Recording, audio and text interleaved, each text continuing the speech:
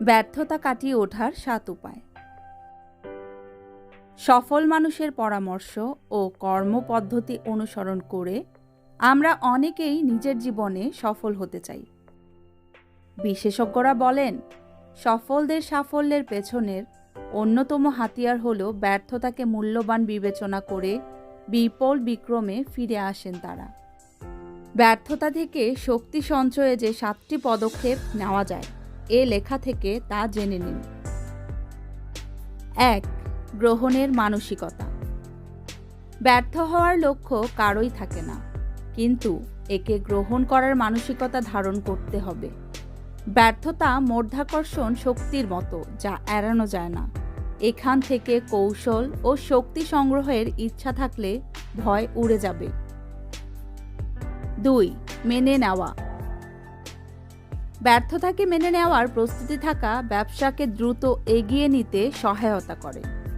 প্রতিষ্ঠানে যদি এ সংক্রান্ত অলিখিত নিয়ম থাকে, তবে বিফল হওয়ার পর কি করতে হবে তার সম্পর্কে সবাই সচেতন থাকেন। আকস্মিকতায় কেউ ভেঙে পড়েন না। ৩. লক্ষণ বুঝুন।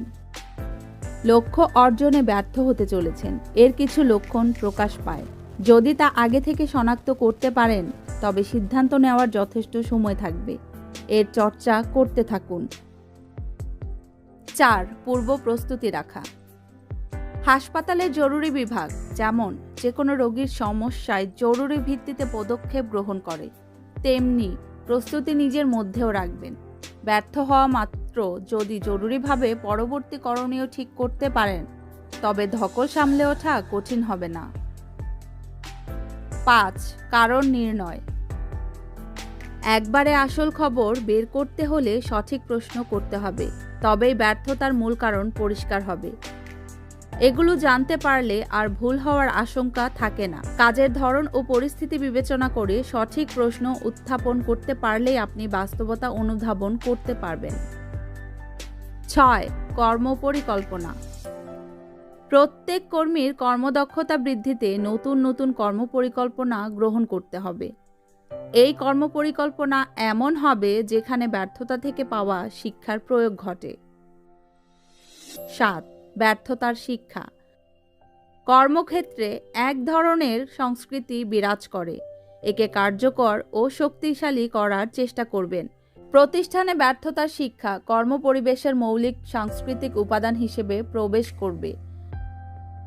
এসব শিক্ষা থেকে যে কর্মকৌশল নির্ধারিত হয়, তার চর্চা নিয়মিত কর্মকাণ্ডের অংশ বানাতে হবে। প্রতিটি ভুল থেকে প্রতিষ্ঠান যে শিক্ষা অর্জন করেছে তা মহামূল্যবান সম্পদ হয়ে গচ্ছিত থাকবে। প্রতিষ্ঠানের রিপোর্ট এমন হবে যাতে ব্যর্থতা থেকে প্রাপ্ত শিক্ষার ছাপ থাকবে। ধন্যবাদ এতক্ষণ ধরে পাশে থাকার জন্য।